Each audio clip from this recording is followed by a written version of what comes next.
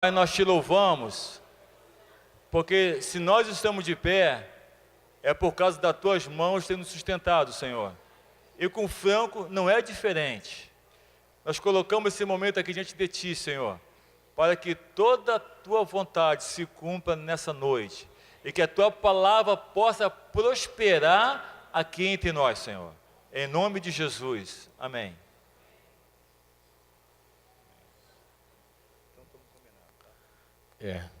Avisa aí. Tá bom. Boa noite, amados. Pai, seja com teu coração, no nome de Jesus. Quero aqui, nessa oportunidade, seguir falando um pouquinho sobre casamento, um campo a semear.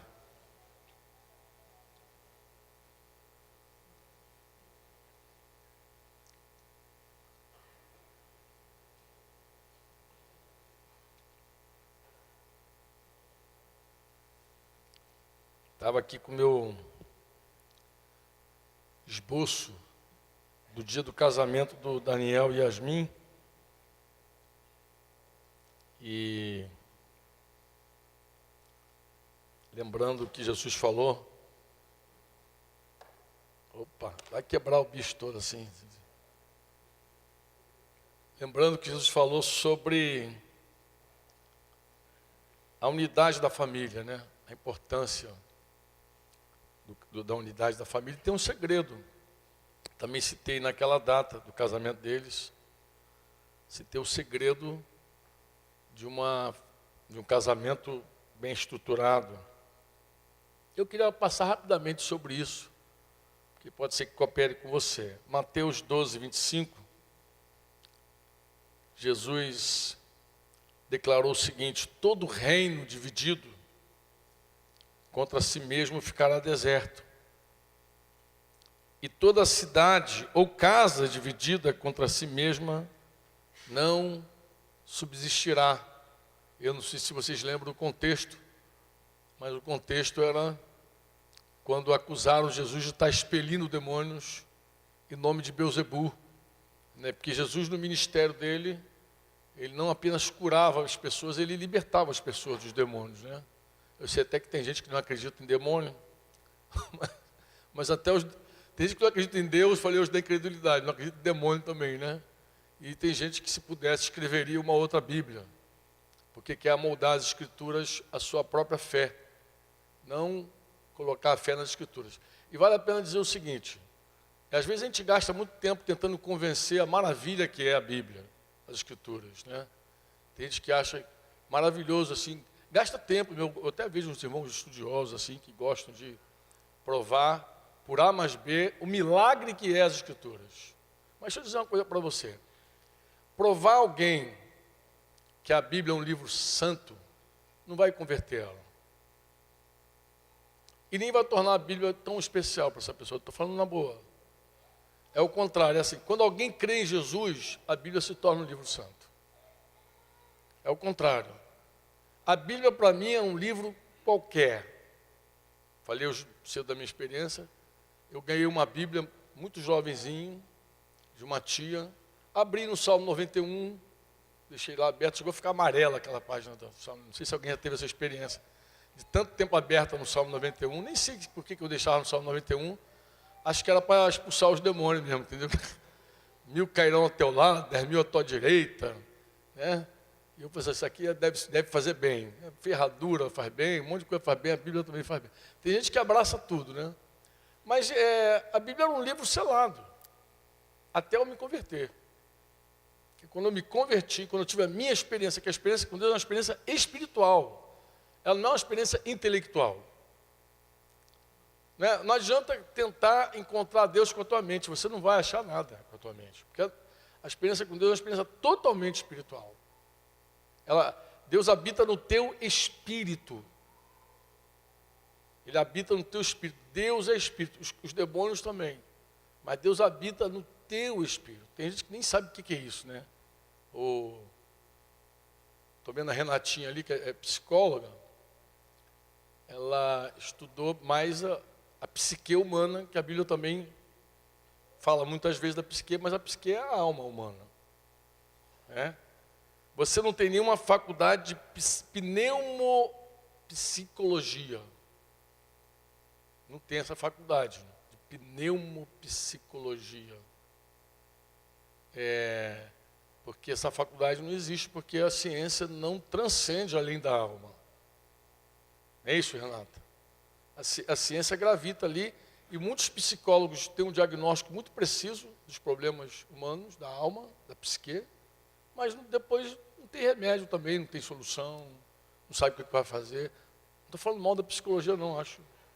Até anima alguns irmãos, muitas vezes, a conhecer seus problemas, mas, em geral, os problemas, os problemas espirituais, o cara não sabe nem como lidar com ele. Não sabe, pô. A gente conhece o corpo, a soma, né? Soma, a gente conhece a psique, mas o espírito a gente quase não sabe nada sobre ele. Quase não sabe. Eu conheço crentes que não conhecem bem as coisas do espírito.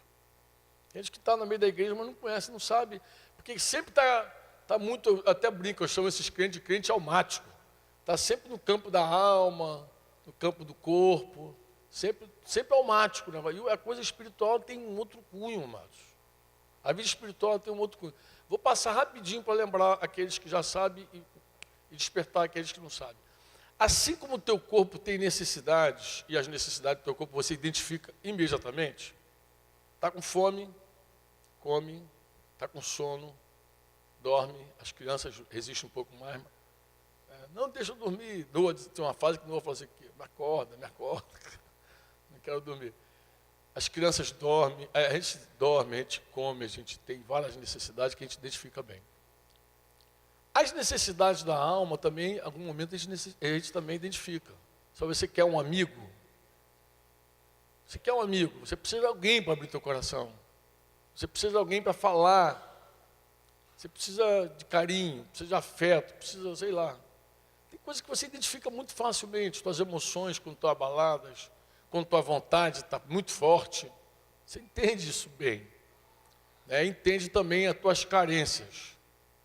Mas quando a coisa é no campo do espírito, aí você começa a patinar. Por quê? Porque você tenta resolver as questões do espírito, às vezes, com o teu corpo, e só desarruma teu corpo, você não ajuda ele. Falei hoje cedo, eu gosto de me exercitar e gosto de comer bem, mas eu sei que isso não vai me dar vida longa. Aí alguém poderia perguntar, então por que você acha importante comer bem e acha importante fazer exercício? Porque meu corpo tem necessidades. Inclusive eu podia até agregar assim, dormir bem. Isso faz parte, isso faz bem para o teu corpo, agradece. Se você dorme bem, se você se exercita, se você come bem, teu corpo é teu corpo. Ele está ali. Um dia Deus vai transformar, mas ele é o teu corpo. Então, o tempo que você puder, o investimento que você puder fazer nele não é ruim. Mas, em geral, o que acontece? Deus colocou no nosso corpo muito prazer também. Porque se a gente não tivesse prazer, talvez a gente não fizesse. Há prazer em comer? Há ou não? Vamos perguntar aos cozinheiros lá do hotel se nós temos prazer em comer ou não. Qual é a linha fina? A linha fina, assim, porque o ideal de comer é quando você fica saciado. O teu corpo está saciado. Mas, às vezes, a gente começa a querer saciar o nosso prazer em comer. Então, assim, saciar o teu prazer, eu vou te falar, tu vai se arrebentar, tu não vai conseguir, porque teu prazer não se sacia nunca.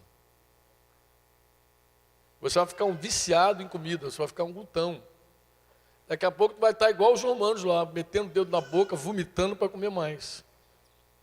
Nos dias de Paulo, o apóstolo, ele fala, o teu Deus é o ventre. Ele está se referindo a isso. Ele está se referindo àquelas pessoas cujo prazer é comer. Porque se tem prazer em comer. Quando eu falo comer bem, é quando você entende a necessidade do teu corpo. não do teu prazer. Porque quando você come por prazer, você se torna um hedonista. Você se torna amigo dos teus prazeres. E tem gente que é mais amigo dos prazeres do que amigo de Deus. Está escrito, Paulo falou isso também, sobre os últimos dias, sobre a nossa geração. Ele falou, serão mais amigos dos prazeres do que amigos de Deus. E aí você vê quanta gente tem prazer em comer e come. Já ouvi até frases assim, em festa de cristãos, que o pessoal, o garçom diz assim, crente não bebe não, mas come. Você que foi garçom, pergunta a ele. Como é que é festa de crente? Turma boa, para comer. Então, quando eu digo comer bem, é quando você sai do campo de saciar o teu prazer e começa a conhecer teu corpo. Porque às vezes teu corpo não quer comer.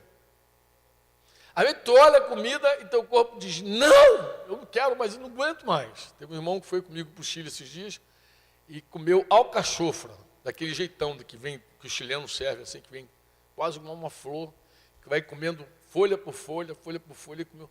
Depois ele passou tão mal, que se falasse perto dele assim, alcachofra, coitadinho, o bicho já saía correndo já. O corpo dele começou a rejeitar a alcachofra, porque fez mal para ele. E teu corpo te dá lições. Teu corpo te diz exatamente o que ele quer, o que ele não quer. Tá?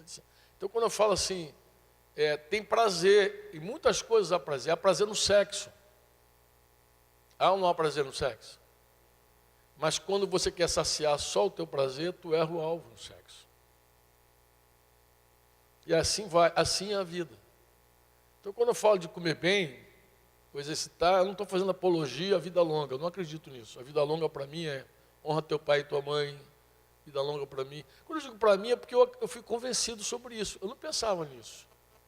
Eu fui convencido lendo as Escrituras.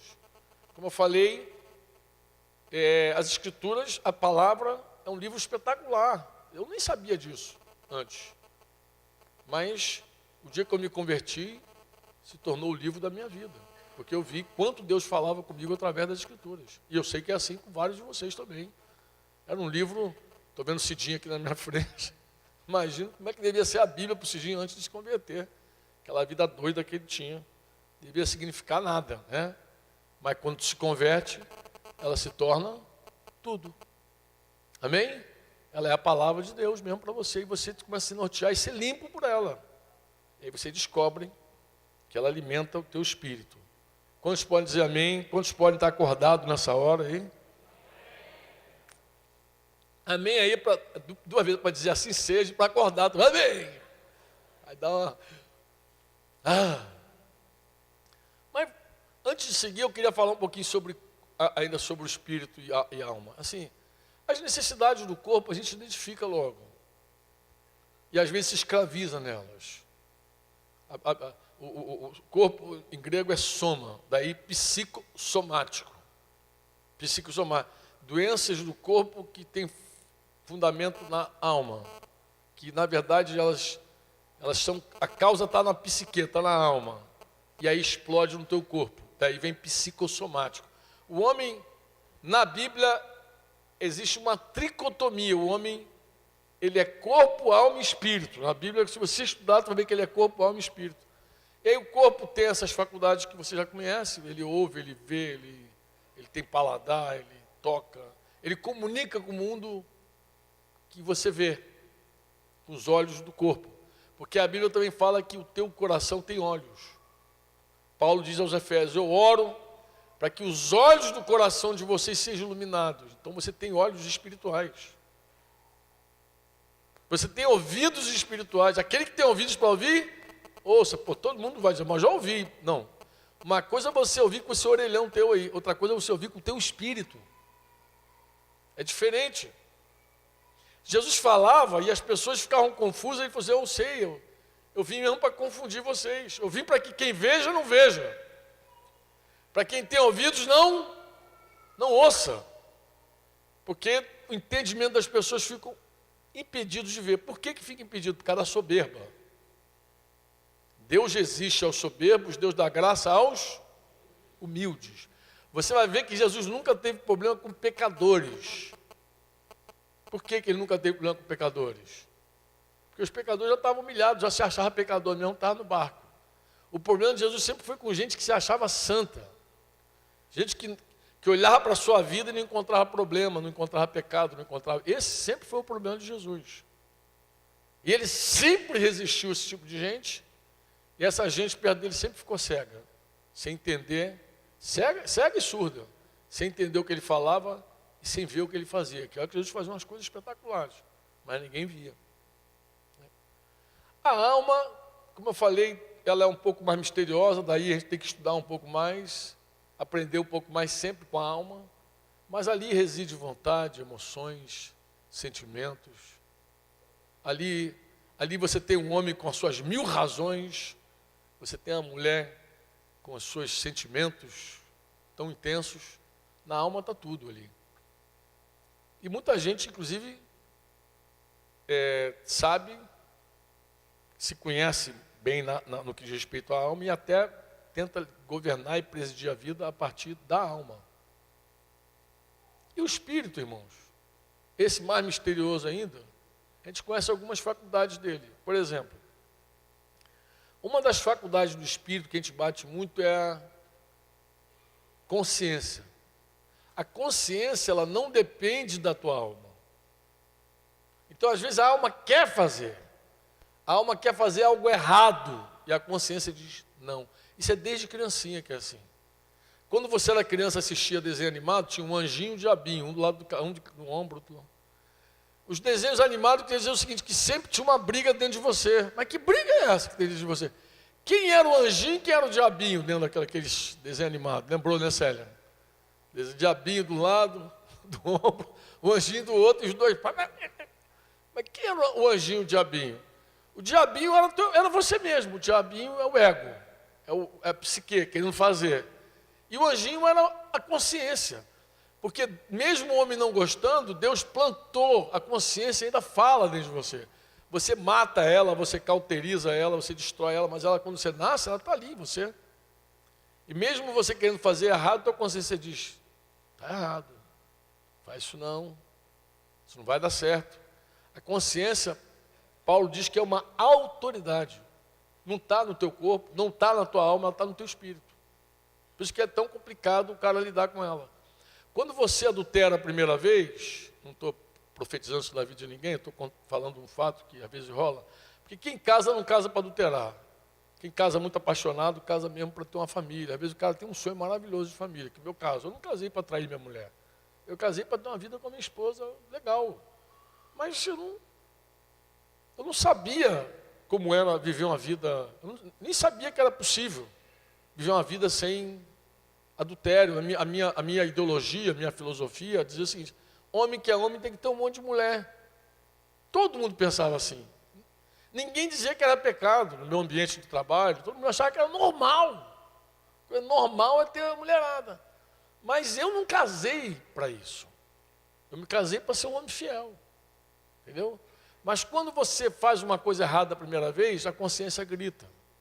A segunda vez ela fala um pouquinho, a terceira, até que ela apaga dentro de você. Isso é que a Bíblia chama de cauterizar a consciência. Né? Você cauteriza ela, você acaba com ela, você mata, você cala ela. Então tem muita gente que já não tem mais voz na consciência, porque ele mesmo já matou. Mas ela está no espírito, a consciência. A intuição, sabe aquela coisa da intuição? Eu tive uma intuição. Você não teve nenhuma informação na alma de que o lugar era perigoso. Mas a tua intuição diz, sai daí, vai embora. Alguém diz, pô, coração de mãe. Coração de mãe é intuição. Mãe percebe a criança antes de tudo. Mãe sente um negócio esquisito, o filho está não sei aonde. Mãe sente, mãe pressente. O pessoal diz que a mulher tem um sexto sentido. Não tem nada de sexto sentido, é a intuição do espírito. É uma coisa espiritual. Todo mundo tem. Daí você comunica com os espíritos também lá. Com os espíritos. Você tem uma comunicação, você tem um lado espiritual. E você tem também aquilo que a Bíblia chama de adoração. Que negócio é esse? É um vazio que todo homem tem. Todo homem tem. Não importa quanto estudou. Não importa quanto ganhou dinheiro. não importa quanto se tornou famoso, não importa. Esse homem, se ele não saciar o espírito dele, ele vai ter aquele vazio eternamente, vai ficar até a morte vazio. É um buraco, é uma necessidade. E é aí que a gente começa a cair nos buracos dos outros. Por quê? Porque está aquele vazio, tu quer resolver ele. Quer resolver como que tu resolve esse vazio? Como é que tu resolve esse vazio teu? Aí tem gente que acha que saciando os prazeres resolve o vazio. Aí vira escravo dos prazeres. Tinha dois tipos de hedonista, né? O hedonismo, quando foi melhor identificado lá na cultura grega, inclusive Paulo encontra, não sei se vocês lembram, quando a Bíblia fala dos epicureus, lembra os epicureus?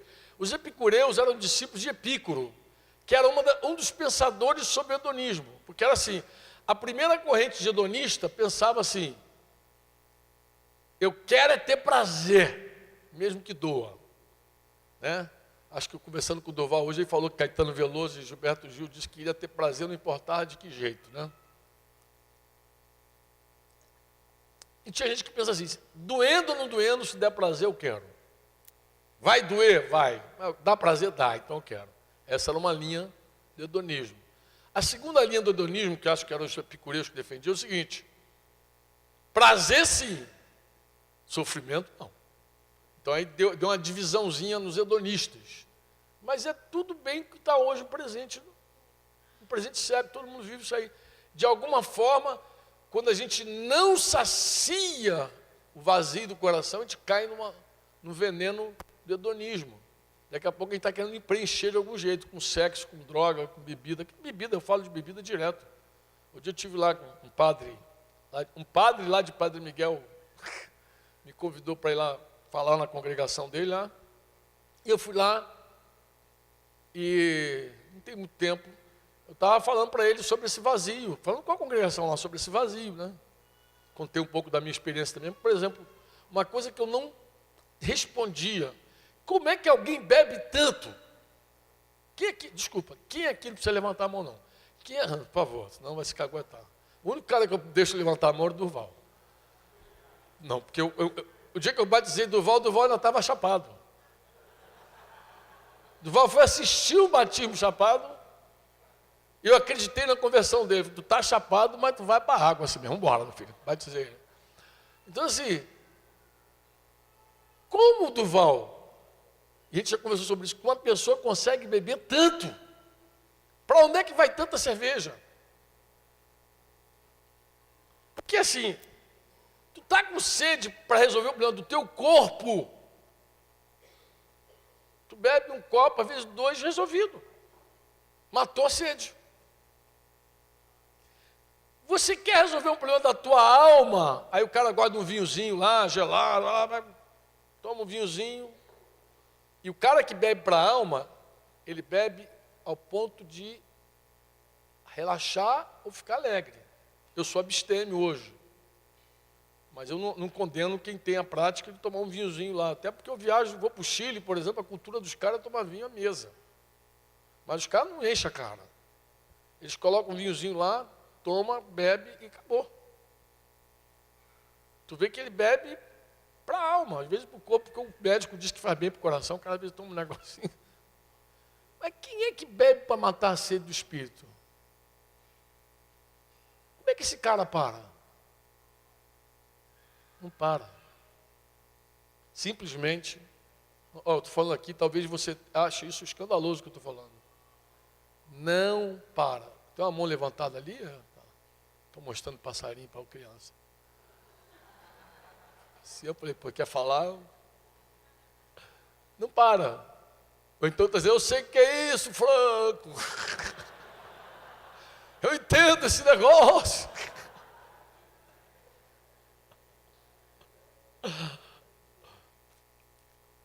Não para. Imagina, Sérgio, eu sei que tu nunca passou por isso, graças a Deus, mas imagina a casa do meu sogro. Quando eu conheci meu sogro, ele dizia assim, estou a 2 passos do paraíso. Estou a 2 passos. Porque o caminhão que abastecia a padaria, abastecia a casa do meu sogro. O cara saía, abastecia a padaria de cerveja, depois... Aí eu conheci Denise assim, eu falei, cara, que lugar maravilhoso. Na casa do meu sogro era igual festa de índio, a gente começava a beber, né, Denise? De manhã cedo a gente começava a beber. Bebia de manhã, bebia de tarde, bebia de noite, entrava pela madrugada, dia seguinte a mesma coisa, até sair uma briga. Que festa de índio é assim, quando sai a briga dá aquela pausa. Mas para onde vai tanta bebida? Qual o espaço que tem aí dentro? Porque o cara não bebe para o corpo. Ele não bebe para a alma. Ele bebe para o espírito. E o espírito é insaciável. Deu para entender, amados? O espírito não vai resolver um problema espiritual com bebida, com comida. Não vai, não se resolve. Quantos me entendem? Fiz uma introdução longa aqui para falar o seguinte, que uma casa dividida não subsiste. Eu falei isso no casamento também dos amados aí.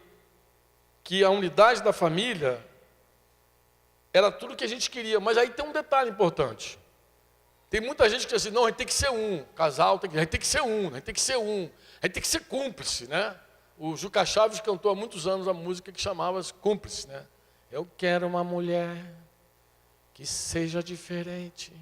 Aquele nariz maior que o do Cidinho, de todas que eu já tive. Aí ele campeão, Cidinho, o nariz dele é maior que o teu. De todas sem igual. Lembra dessa música? Ela chamava-se Cúmplice. Assim, ter uma cumplicidade no casamento é uma bênção, porque uma casa dividida, ela quebra. Uma casa unida, ela fica. Mas como é que a gente trabalha a unidade da nossa casa? Porque na Bíblia tem história de casais que se uniu para desgraça. O mais famoso dele é Ananias e Safira. Então, ter cumplicidade, mas para o bem, não para o mal. Porque nessa jornada, nós já vimos muitos casais que são fechadinhos. Não, a gente é fechado.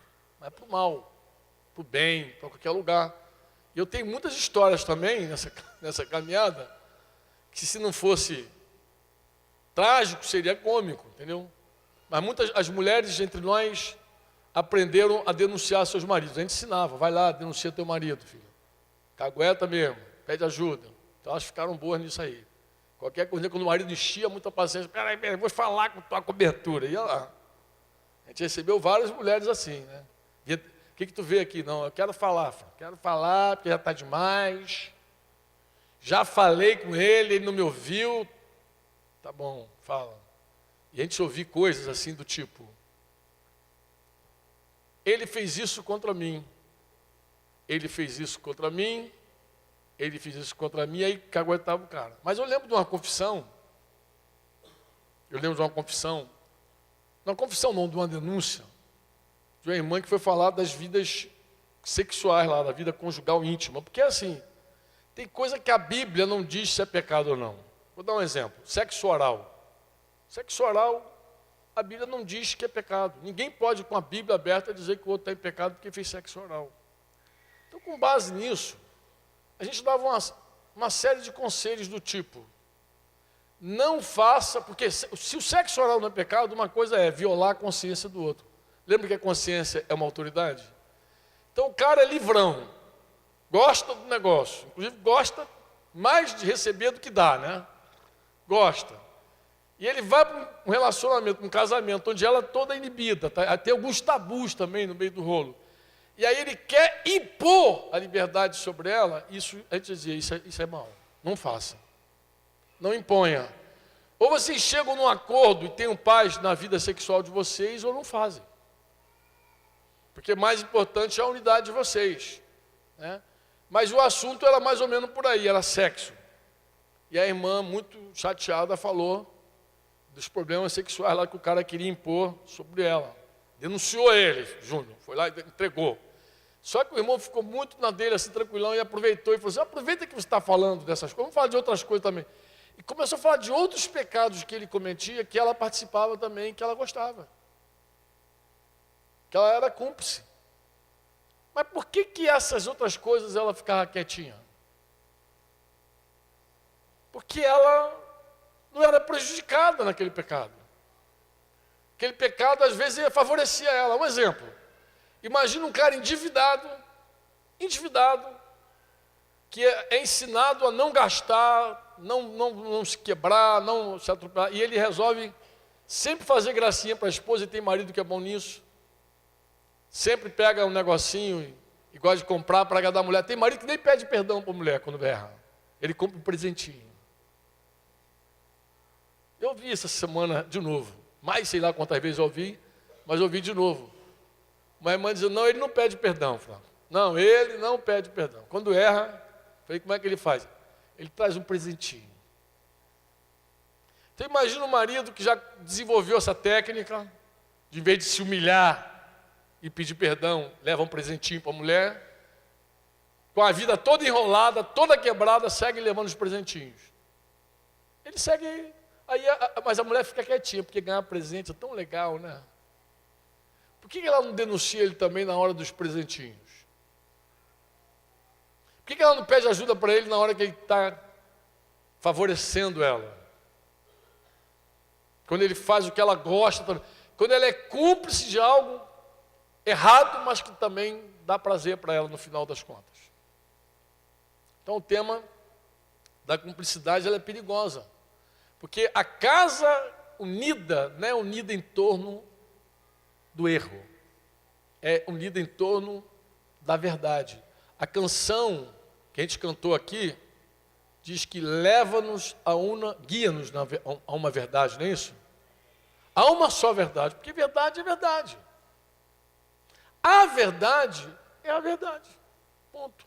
Inclusive a verdade nem é um conceito, é uma pessoa. Jesus falou assim, eu sou a verdade. Quando Deus quis se manifestar, Ele se manifestou através de um homem, de Jesus, seu Filho. Quer conhecer Deus? Olha para Jesus. A Bíblia diz isso. O Deus invisível se manifestou de forma visível numa pessoa. Quando alguém quer conhecer Jesus, conhecer o Deus invisível, olha para o Deus visível, para Cristo. Ele é o nosso modelo, ele ensina tudo. A Bíblia, inclusive, ensina tudo. Ela é apta, ela é boa, e ela deixa qualquer homem capacitado. Eu vou falar uma coisa para você, na boa. Pai que às vezes gosta de formar filho, acha que a formação do filho é tudo. Meu filho faz faculdade, coisa e tal, está formado. A gente conversava também agora, Duval falando dessa agonia da alma dele com relação aos filhos. Porque às vezes está formado e longe de Deus, você não alcançou o teu objetivo. Às vezes o garoto tem um diploma inteligentíssimo, mas soberbo. O que é um homem soberbo? É inimigo de Deus. É inimigo de Deus. Uma pessoa soberba é inimigo de Deus. Quando a gente corrige nossos filhos desde pequenininho, a gente corrige a vara, irmão. Não é para machucar o corpo. A vara é para quebrantar a alma, é para tocar o ego da criança. Quando você corrige, quando você diz não para a criança, quando você vence a vontade da criança, que é mais forte, não negocia, toma o telefone, toma o tablet, toma não sei o que, quando você não negocia e resolve tocar o ego da criança, que dá trabalho, você está trabalhando essa criança para que ela seja humilde, para que ela não seja resistida por Deus, porque se ela crescer soberba, ela pode ser PhD, DD, ID, QQ, qualquer coisa, mas inimiga de Deus. Inimiga de Deus. Você vai sempre carregar uma tristeza dentro de você. Tu vai ver uma soberba passeando diante de você sempre. Em algum momento essa soberba desfaz de você, te afronta, te desonra, te esquece. É soberbo. Nem vai te considerar como pai e mãe. Nem você vai. Um dia tu pode pensar assim, nem valeu a pena criar filho. Um bando de... Eu já vi pai falar isso. Já vi pai fazer isso. E falar. Então a unidade que o casal deve ter é em torno da verdade de Deus. E quer você considere a Bíblia um livro qualquer. E eu vou te falar uma coisa. Se a Bíblia fosse um livro qualquer, eu te falo, ainda valeria a pena ler. Lê a Bíblia. Ainda valeria a pena ler. Se ela fosse um livro comum, ela é um dos livros mais espetaculares que existe, até como literatura para você. Vai te ensinar um monte de coisa, vai te dar um monte de dica. mesmo que você não tenha esse livro como um livro sagrado, santo. Quantos podem dizer amém? Quantos me entendem? Dá um amém para acordar e um amém para concordar.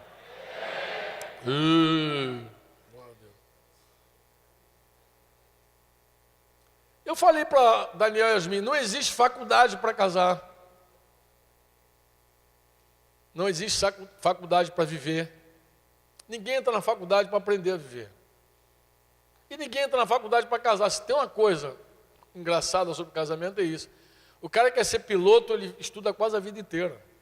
Eu recebi lá um amigo outro dia, lá em Curitiba. Está na reserva já, conheci ele cadete. Eu tinha uma experiência com ele, porque ele, cadetezinho, ele se converteu, mas ele não era batizado com o Espírito Santo, e a gente orando, eu fui orar por ele, ele foi batizado com o Espírito Santo, então ficou aquele link de vários anos, ele tem uma memória boa, minha, eu novo convertido, orando por ele, e ele recebendo o batismo com o Espírito Santo. Foi agora, a coronel, está na reserva, vou aproveitar para falar uma coisa interessante sobre esse assunto, que eu acho que cabe na nossa conversa aqui. E o cara passou a vida inteira estudando. Ele foi, sei lá, 14 anos para a escola militar, lá, Ipicá, depois AFA, a vida inteira. Ele saiu com 14 e não voltou mais. Casou, a vida inteira ali. E esse dia eu estava conversando com ele na casa dele lá, batendo papo. E ele tem na vida dele 5 mulheres. Ele tem a esposa e 4 filhas. E ele falou assim, pô, cara, Franco, acho que o meu problema é que eu saí muito cedo de casa. Como assim, cara? Eu saí muito cedo. Aí é só escola militar. Eu não entendo, eu não consigo atender essas mulheres, sensibilidade, eu não tenho sensibilidade com as mulheres. Foi falando aquilo ali com uma tristeza, quase que arrependido, sabe? Eu falei, posso te ajudar? Ele, pode, claro, estou falando aqui. Deixa eu falar uma coisa, cara. O teu problema não é quartel. Não é que você ficou lá muito tempo no quartel. Ele, não, qual é o meu problema? Eu falei, que você é homem. Homem é homem, mulher é mulher. O homem, para entender a mulher, ele não tem que entrar no universo dela. Ele não tem que entrar no universo feminino para entender a mulher. Homem é homem. Homem é diferente mesmo. Homem é uma criatura diferente da mulher. E imagina 4 mulheres tentando arrastar 5, tentando arrastar o cara para o universo delas. Eu falei, querido, você é um homem. Homem tem outra forma de ver as coisas, de agir, de reagir. É homem. O cara é homem. Pô. Eu sei que tem gente até beliscando. Não belisca tua mulher não, por favor. Eu estou explicando uma coisa que eu acho que é uma coisa importante você entender. O homem, diga homem, diga homem. Cadê os homens? Os homens. O homem é diferentaço da mulher. O homem, o desenho do homem é para a função dele. Então, em geral, o homem ele é menos sensível mesmo. O homem não pode ver uma barata. Pô, não pode. Desmaiar com a barata. Né? Pô, é homem, pô.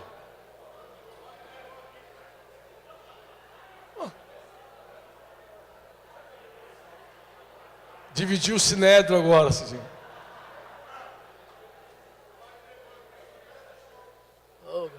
Homem, pô. As mulheres querem que os homens fiquem femininos para entendê-las.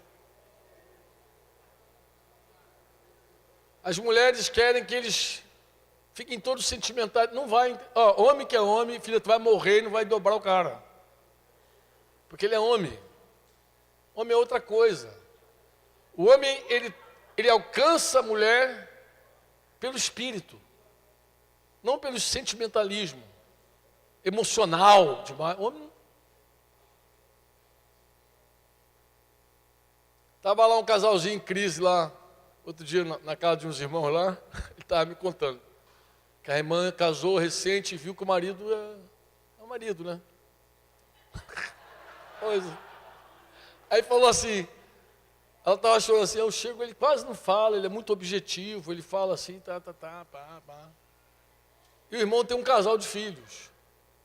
Aí ele falou, fica tranquila, peraí. Aí chamou o filho, que é um garotinho de 7 anos. Vem cá, filhinho. Que eles tinham passado, os filhos tinham passado o final de semana na casa de um outro casal lá. Como é que foi o final de semana na casa do fulano? Ah, foi legal. Saiu. Aí ele chamou a garotinha. Vem cá, filhinha. Aí vem ela. Como é que foi o final de semana na casa do fulano? Ah! É menorzinho ainda.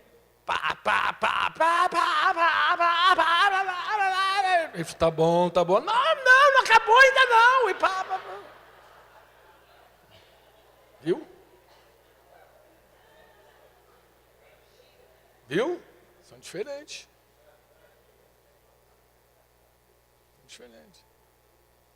Tentar feminilizar o homem não é o caminho. Não vai tentar adestrar um cara, ele é um homem. Pô. Ele é um homem. Amém?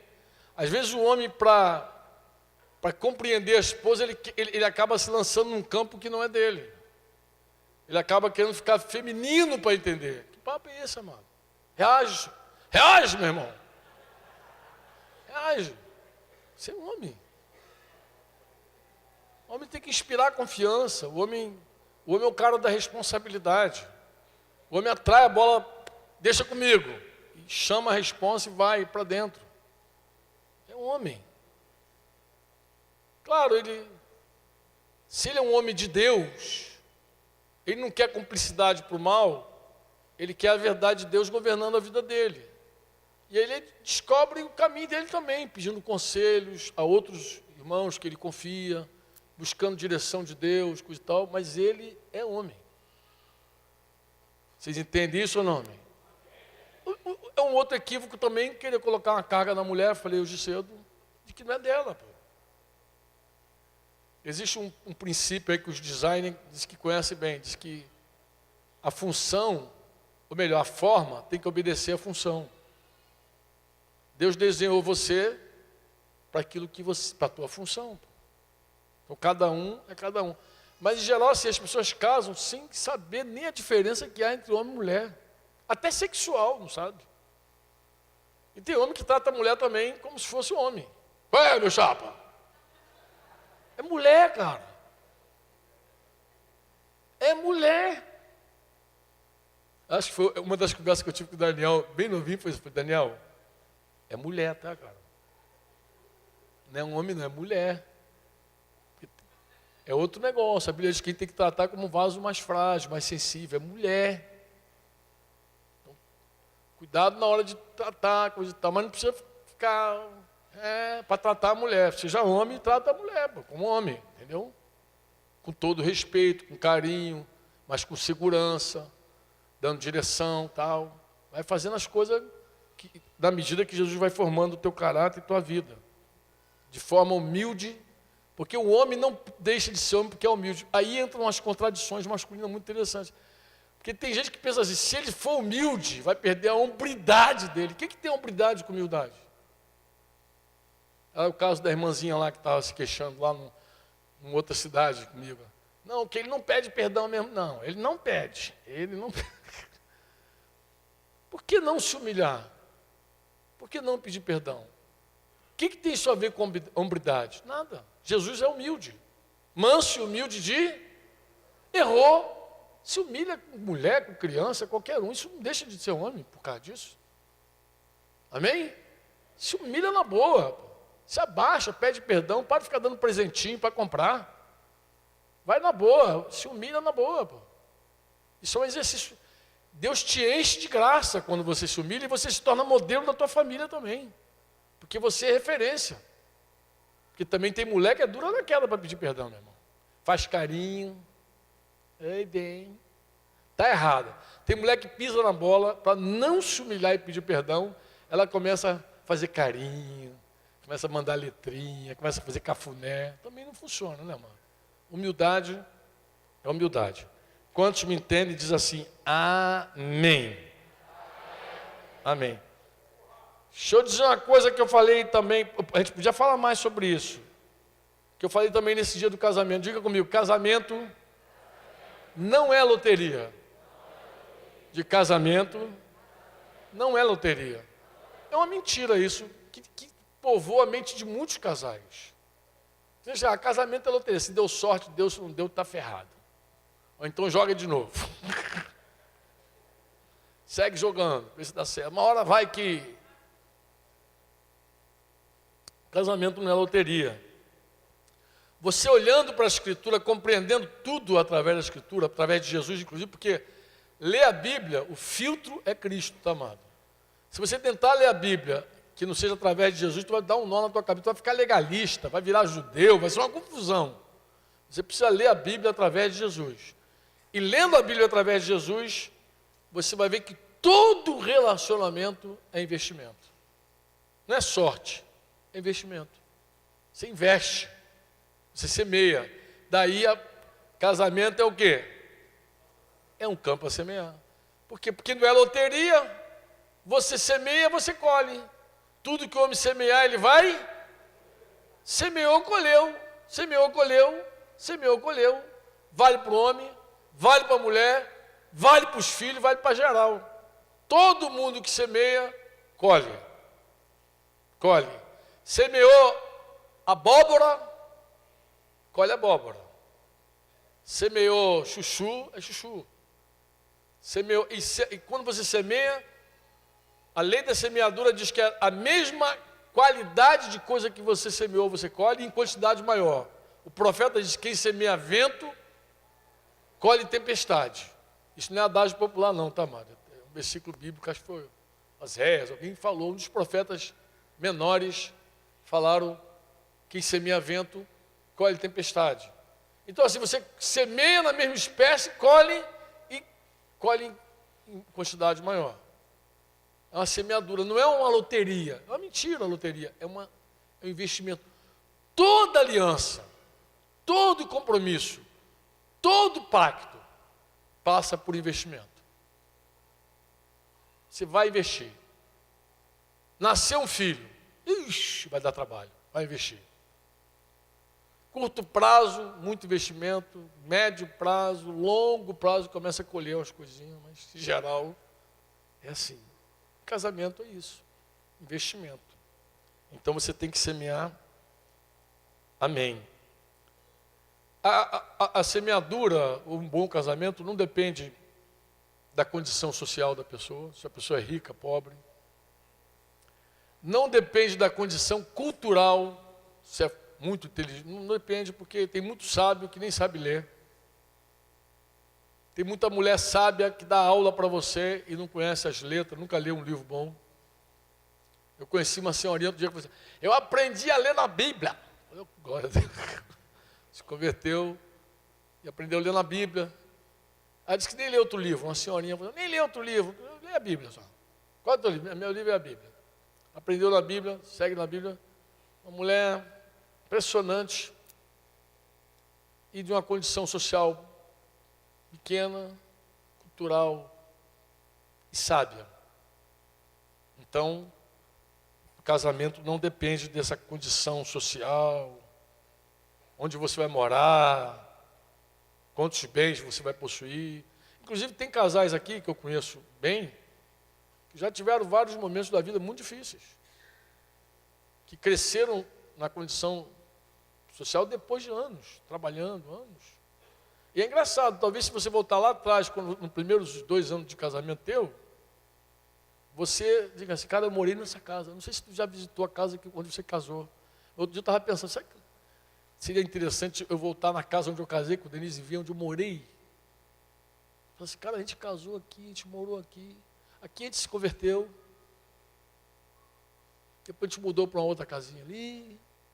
A gente conquista coisa ao longo dos anos. Às vezes tu casa e vai em uma condição muito humilde, muito simples. E outra coisa que eu tenho visto também, eu tenho visto gente que ganhou e depois perdeu também. Tem gente que já teve altos e baixos, porque o dinheiro, a Bíblia diz que ele é instável, a riqueza é instável. Que o homem não deve colocar a confiança dele na instabilidade das riquezas, porque hora tu tem, hora tu não tem, meu amigo. Aí você fala assim, não, mas tem gente que é muito rica, nunca vai ficar pobre, irmão. Se tu não crê na Bíblia, crê na história. Se tu não crê na Bíblia, lê história. História é uma ciência. Volta a 100 anos atrás, aí tu vai ver que homens que eram muito ricos no começo do século terminaram a vida muito pobres. Veio a Primeira Guerra, arrebentou. Veio a Segunda Guerra, esfacelou. Veio a gripe espanhola, matou geral. Tudo ali naquele meio. Gente riquíssima. Judeus na Segunda Guerra, riquíssimos, que foram parar no gueto. Depois do gueto, foram lá para os campos de concentração. Nazistas, alguns morreram ali. E os que milagrosamente escaparam com a mão na frente e outra atrás. Então, riqueza é instável. Casamento não passa por isso. Eu sei que tem muito casal que briga por isso. Mas casamento não passa por isso. Você pode ser de uma família muito simples. E vou dizer mais. Se você servir a Deus de coração, Deus vai te proporcionar tudo o que você precisa. Não apenas te dando coisas. Porque às vezes você não recebe coisas.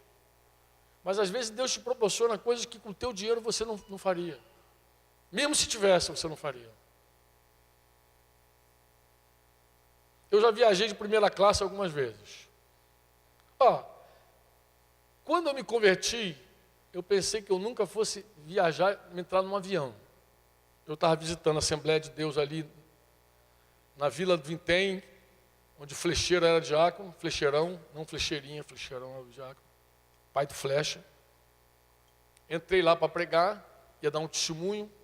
Me lembro da mensagem, me lembro de tudo. Lembro até da música que a gente ia cantar. Nosso Deus é soberano, lembra? Ele reina, que falava de Gênesis, lembra? A terra era sem forma e vazia. Naquele tempo eu tocava, cantava, Fonseca ajudava no negócio, era um desastre. Mas ia, vamos embora. Deus é bom demais, né?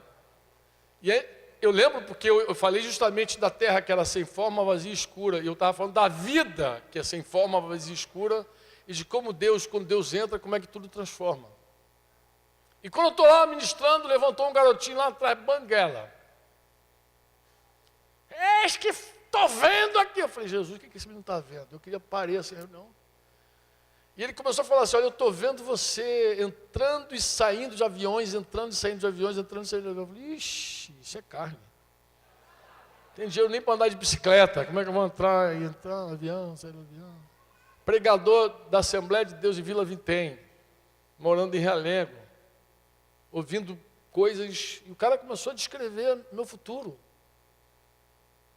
E eu achei que era um garotinho querendo aparecer numa reunião. Oi? Só rico andar de avião. O primeiro voo que eu fiz foi internacional, de cara.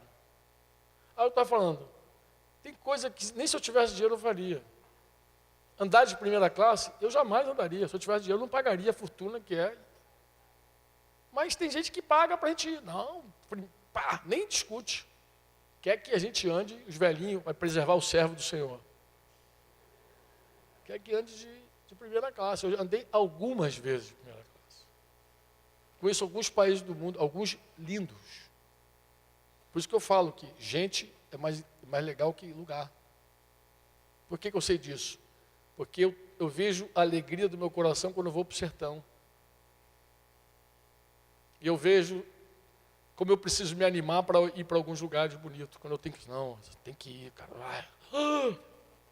Tem lugar que eu não preciso ficar brifando para mim mesmo, dando speech para minha alma, para eu ir.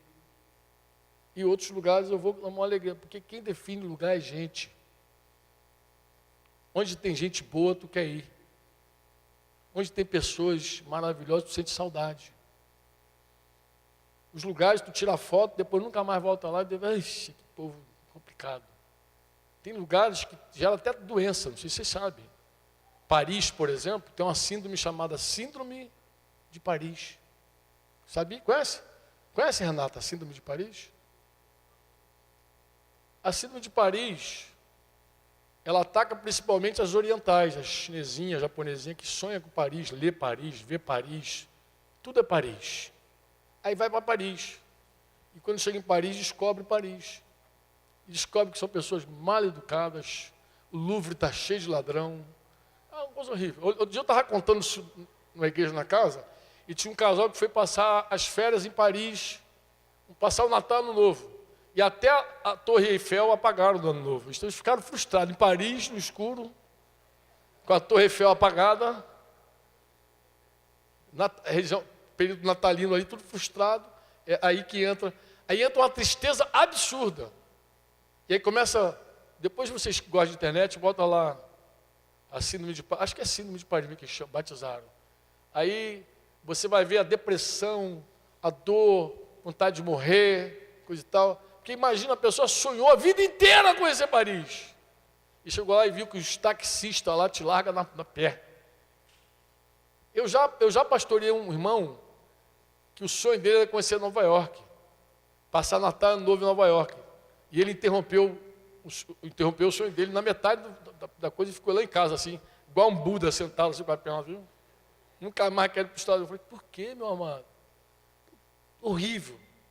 E é o seguinte, tem lugar que nem adianta ter dinheiro, não. O cara não esquenta que tu tem dinheiro. Não fica pensando que tu tem dinheiro, cartão black, que tu vai impressionar. O cara não está nem aí para você.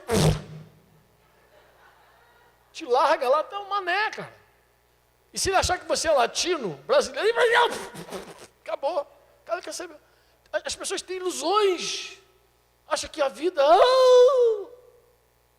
Não, casamento feliz não depende de condição social. Isso é um bando de ilusão. Tu vai descobrir isso de um jeito ou de outro. E quando você serve a Deus, Deus pode não te dar dinheiro, mas te proporcionar várias coisas. Deus pode levar você para vários lugares. Vou terminar aqui contando uma história com meu amigo André, já que eu estou com a camisa do André aqui. Essa história foi muito engraçada, cara. Eu estava em Londres com Denise. Foi uma viagem punk em Londres, né, Denise? Foi traumatizante. E aí, no final daquele tempo ali, os irmãos se juntaram conosco lá, um grupo de irmãos, e falou assim, a gente tem uma surpresa para vocês. Então, uma viagem todo mundo quer fazer, qual é? Uma viagem de trem até Paris. E era uma viagem assim de 5 dias, sei lá, 6 dias, com tudo pago em Paris, de trem. Para fazer aquele negócio todo lindo e maravilhoso. Só que eu tinha um compromisso na Presbiteriana ali de Realengo, ali, com o Andres, me arrumou numa quinta-feira. Eu falei, não posso. Aí como não pode? É um presente. Não posso, eu tenho um compromisso no Rio. No Rio? Quem? Lá em Realengo. O pessoal conhece Realengo. Eu não moro em Realengo. Nasci e criado em Realengo, terra boa. Não fala mal de Realengo não, eu nasci em Realengo mesmo. Nasci em casa, em Realengo. E aí eu falei, lá em Realengo.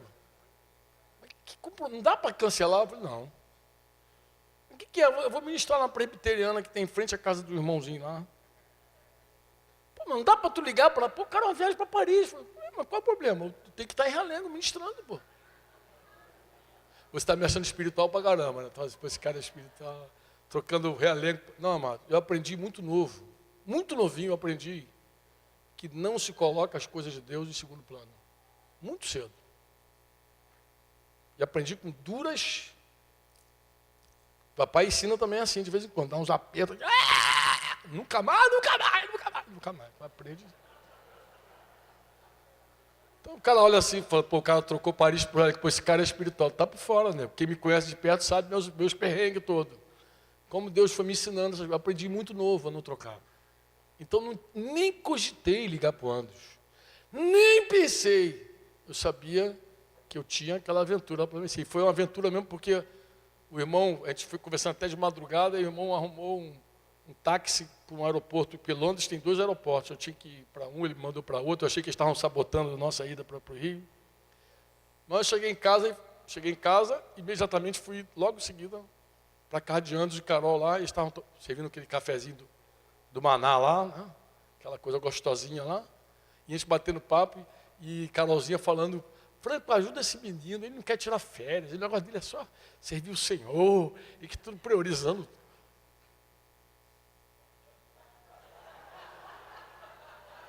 Fala com ele, eles queriam para Fernando de Noronha, não passei, sei lá o quê. Fala com ele não se empolga, o nome dele é sempre discípulo para cá, discípulo para lá, fala com ele. Ó. Tu quer mesmo que eu fale?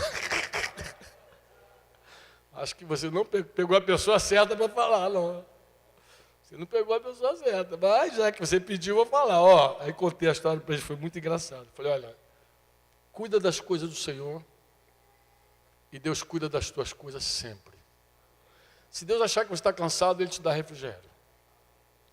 Você pode confiar nisso que eu estou falando. Prioriza Deus. Bota Ele como 001 da tua vida. Coloca. Às vezes você fala, não, mas às vezes tu manda eu olhar para a minha família, não vê a obra. Não, a tua família é a obra. Não é que você para a obra para cuidar da tua família. Isso é uma mentira. A tua família é o 001 da obra. Se tua esposa não está bem, ela é tua responsabilidade 001. Se teus filhos não estão bem, é tua responsabilidade. Você não tem igreja quando você não tem família. Se você não cuida bem da tua família, não vai cuidar bem da igreja. Então não são coisas distintas, é uma única coisa, que começa na tua casa. Do jeito que você tratar a tua família, tu vai tratar a igreja. Se você é um pai severo demais, áspero demais, tu vai ser severo demais e áspero demais com a igreja. Se você é um cara frouxo demais, molenga demais com a tua mulher, com a tua família, tu vai ser molenga e frouxo com a igreja. Então você tem que fazer a coisa certa em casa e priorizar a tua família como algo do Senhor, amém? Do Senhor. Porque se a mulher está esbaforida, cansada, tu tem que dar atenção. Não, é a obra em primeiro lugar, não estou falando isso não. Eu estou falando, atende a obra a começar pela tua casa.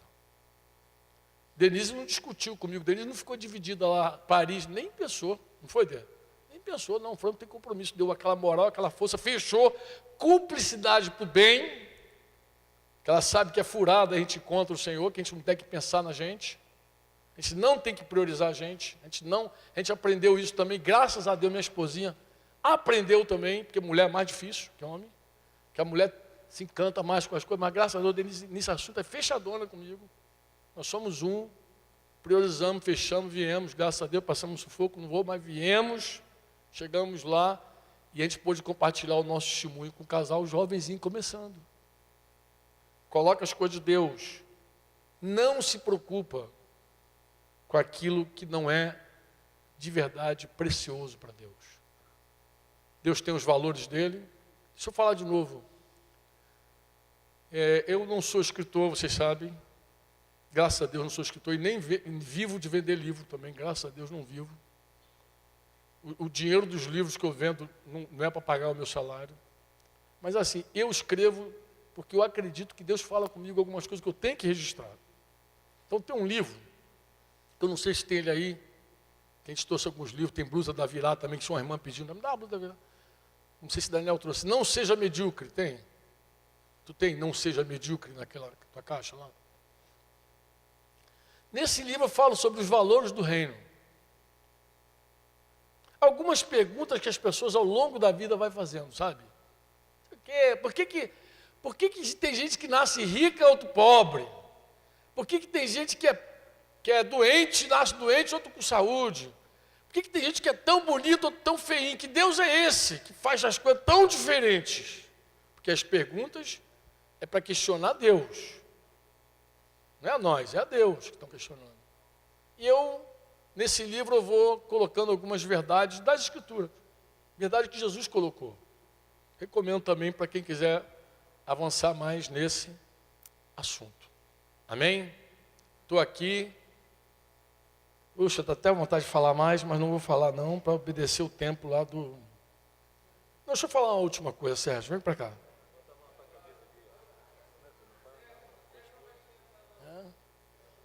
Sérgio falou para eu ir adiante, não parar. Mas deixa eu dizer uma coisa rapidinho, só uma coisa rápida que eu falei também com eles. Porque também não tem semeadura sem isso, tá? Tem gente que diz assim, meus avós eram assim, meus pais eram assim, eu sou assim, ponto. A gente evangelizava a geração, principalmente a geração com mais de 40 anos, que é chamada geração Baby Boomers. Essa geração tem muita coisa boa, nossa geração tem muita coisa boa, que dá de 10-0 nossa geração jovem, são desafios diferentes. Mas a gente tinha um desafio na nossa geração que talvez seja o mais difícil de romper. A nossa geração era fiel no trabalho. Qual era a graça da nossa geração? Era ficar 30 anos na mesma empresa. Essa geração jovem aí, troca de emprego, nem troca de camisa. Já vi gente boa falando, cara, eu não consigo formar um. Porque os caras trocam, os caras são emocionais, é uma geração emocional. Para lá, cá, pra cá. Ninguém dá valor a nada. Mas a geração tipo Duval, a minha, muitos cabelinhos brancos tem, qual era a graça? A gente ficava 30 anos no mesmo emprego. Isso era o que tinha valor para a gente. No nosso tempo, Zico era Flamengo, ponto. Pelé era Santos. Nunca deixou de ser Flamengo. Hoje, cada temporada tem um cara. O jogador do Flamengo que está no Fluminense, que está no Vasco, o cara vai onde dá para ele vai, ponto. Gerações diferentes. E isso a gente tem uma certa... A gente olha assim meio de lado. Mas tem uma coisa da nossa geração passada que era ruim. Muito ruim. Não sei se você vai concordar comigo, mas era o seguinte. Era uma mente fechada para mudanças. Então tu via na própria igreja muita dificuldade. Tu via aqueles pastores de cabelinho branco quando tu falava assim, Deus está fazendo o quê? Nada, sempre foi assim. Era muito tradicional o negócio. E Deus faz coisas novas. Eu acho que o nosso maior desafio naquela época era romper com o velho.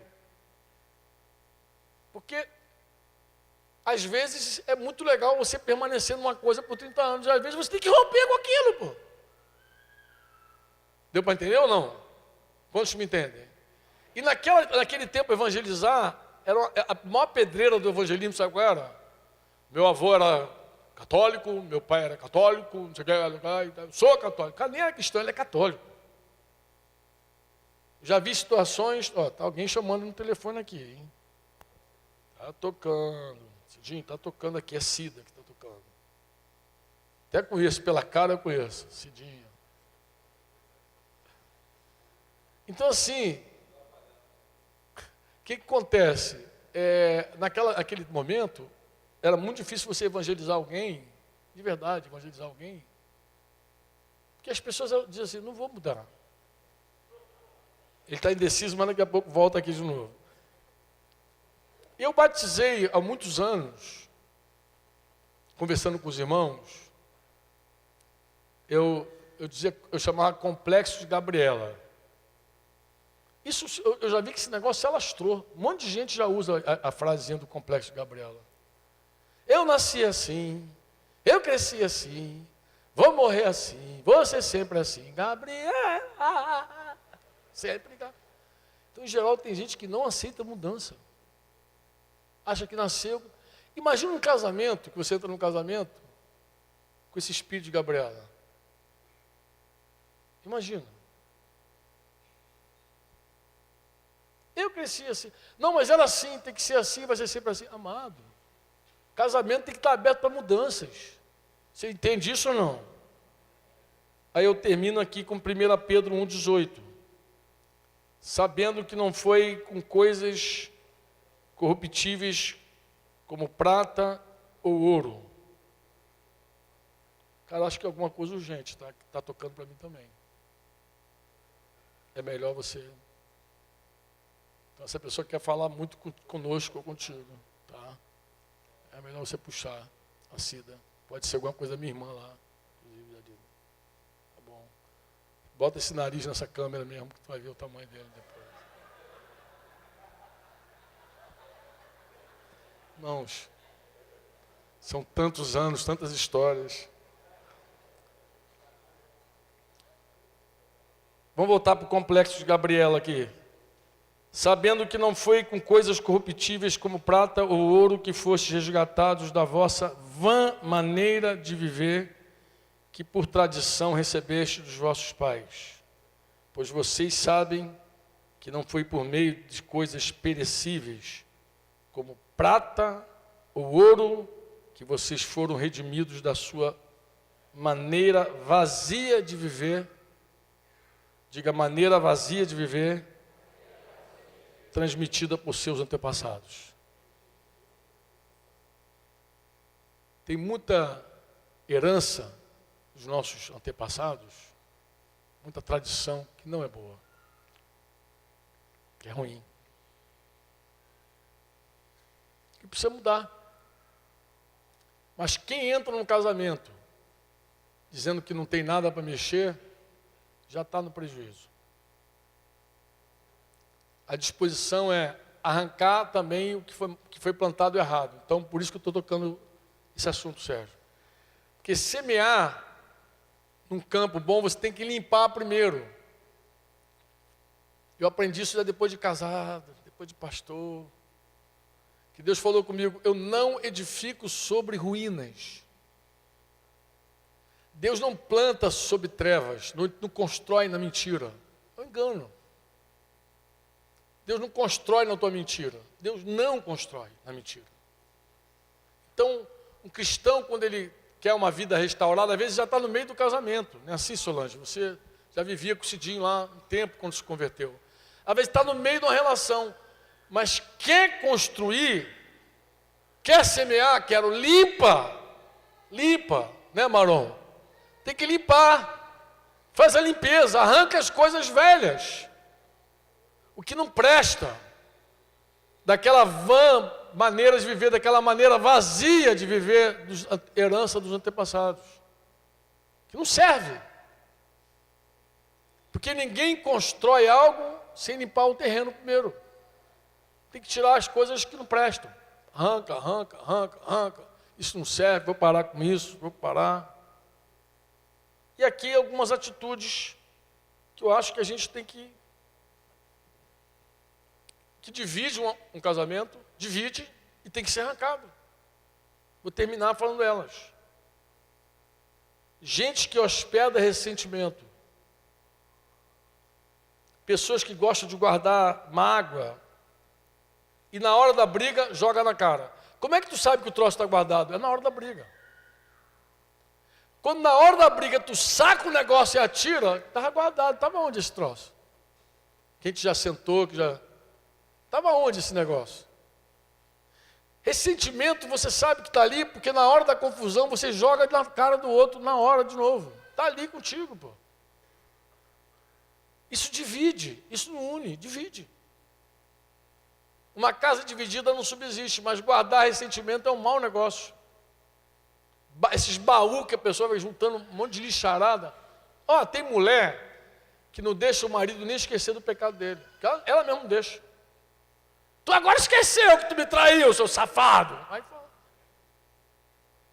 O cara confessou, pediu perdão, não sei o quê, mas a mulher segue jogando, ela não deixa de esquecer.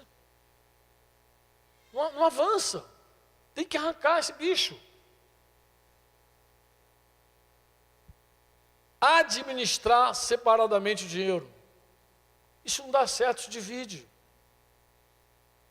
Não, eu tenho meu dinheiro. E mulher, então, gosta desse troço, cara. Eu tenho meu dinheiro. E quando a mulher tem o dinheiro dela, o homem dela, cada um administra do seu jeito. Pô, tem coisa que não dá para ser a mesma coisa. Escova de dente não dá, né, amado? Não dá para ter a mesma escova de dente, mas tem gente até que tem, mas eu acho que não é legal. É dinheiro, amado.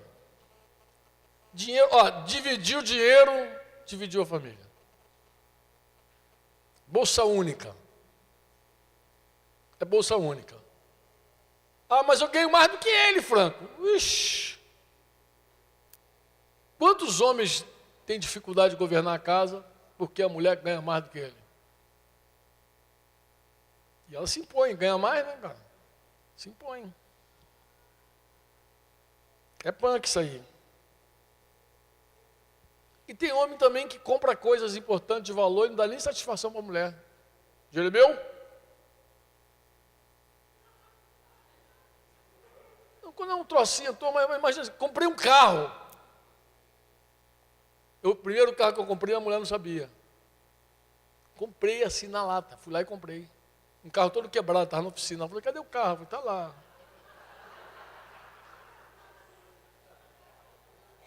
E ela passava, olhava para dentro da oficina, eu falei, está aí dentro. Estava montando ainda o carro. A Brasília amarela, para variar. Mas como é que o homem compra um carro e a mulher não participa? Tem coisas tão importantes que vai afetar a vida financeira do casal. Só porque o dinheiro está na mão dele. Não, decida aqui, quem manda sou eu. Cara, presidir sem ouvir a esposa é estupidez. É uma presidência ruim. Capenga. O melhor presidente ouve conselhos. Aprende ouvindo conselho, porque Deus fala muitas vezes na boca da tua mulher. Porque às vezes tu está muito afim de comprar. Não, o negócio é bom. Até porque vendedor sabe vender, né, gente? É a última oportunidade tua. Inclusive, essa é a última peça. Inclusive, daqui a pouco vai terminar a promoção. Compra. E tem coisa que impacta profundamente a economia da família. Eu não sabia, mas para escrever algumas coisas a gente tem que pesquisar, né? Pesquisando, outro dia eu descobri que a causa número 1 dos divórcios não é infidelidade conjugal, é dívida. Dívida. Eu fiquei impressionado, quase caí duro. Às vezes as dívidas tomam tanto a família, tanto o casal, que aí não suporta, é tensão, é briga. Porque a dívida impacta até no leito. Porque homem consegue, homem, ele consegue brigar às 23 horas e 23 e 5 minutos está deitado, transando, fazendo sexo, sem nenhuma dor de cabeça, sem nenhuma culpa. Mulher não. Se a mulher brigar de manhã, de noite vai ser ruim para se entregar. É mulher, é outro negócio. Outra cabeça, outro formato, é outra pessoa. Mas homem não. Então, muitas tensões impactam no leito. Aí que vai impactando, é um efeito dominó. Quando tu vai ver a causa, dívida, que foi gerando isso aqui, que foi gerando aquilo ali, que foi gerando aquilo ali, que foi impactando ali, vai impactando depois. Vai se tornando uma coisa gigante, grande. Então, não divida a bolsa, porque se você dividir a bolsa, tu pode dividir a casa. Vai dividir tua família. Outra coisa ruim que tem que arrancar.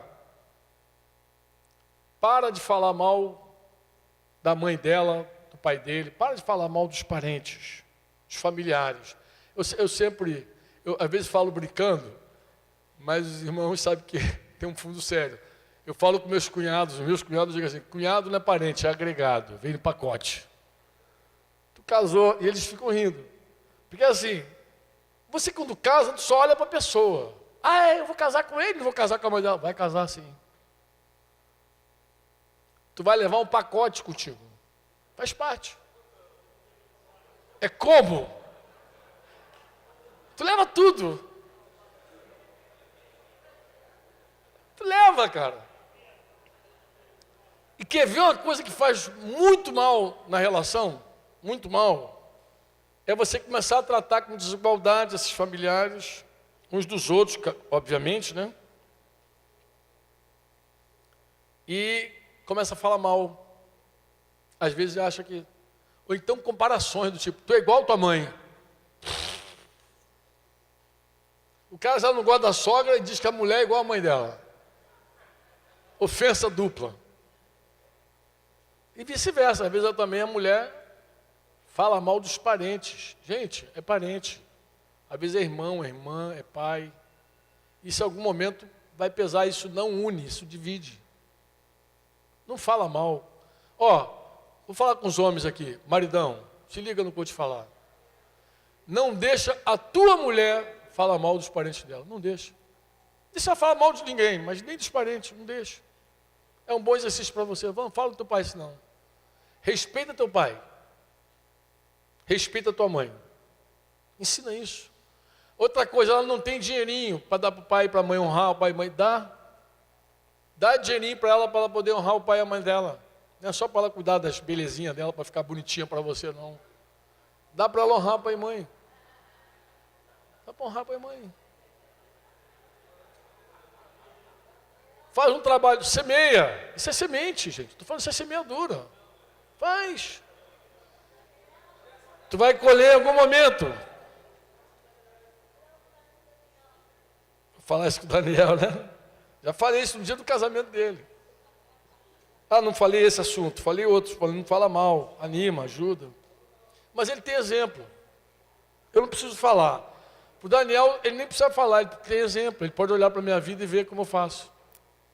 Se ele ver como eu faço e me imitar, como eu quero imitar Jesus, já está excelente. Está bom demais.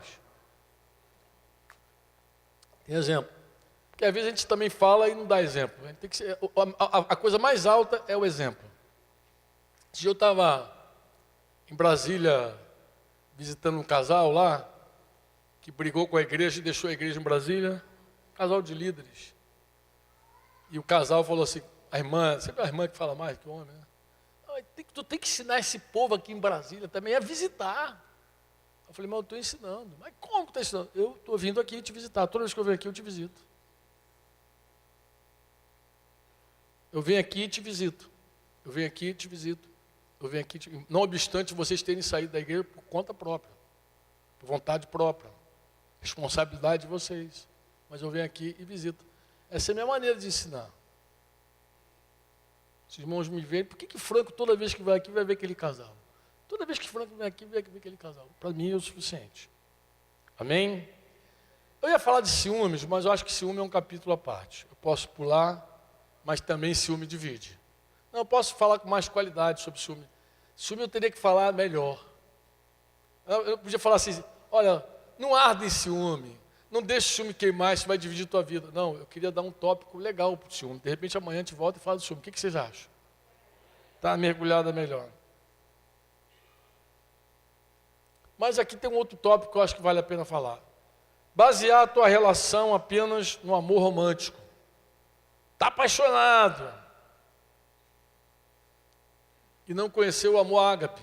É outro capítulo que deveria também ser mais profundo. Mas assim, tem gente que... Olha, nós vivemos num tempo. Guarda isso, irmãos. Guarda isso. Principalmente você que cuida de gente. Lembra que eu falei do hedonismo? Do culto ao prazer? Mas nós somos uma geração que temos tantos deuses. E um dos nossos deuses dessa geração é o sentimento. Nunca o sentimento foi tão idolatrado. Nunca. Nunca o sentimento foi tão idolatrado. Então, em geral, as pessoas casam por quê? Eu estou apaixonada, tudo arrepiado. Aí casa. Mas às vezes o casamento não é um bom casamento. Tu olha o sujeito e fala, minha filha, tu vai casar com esse cara. Não, mas eu que amo. Quem vai casar sou eu, nem meu pai, nem minha mãe, sou eu que vou casar. Tá? Paixão a 1000 por hora. Aí casa. O que acontece com os sentimentos em geral? O que acontece com o sentimento? O sentimento é instável. O que ele faz?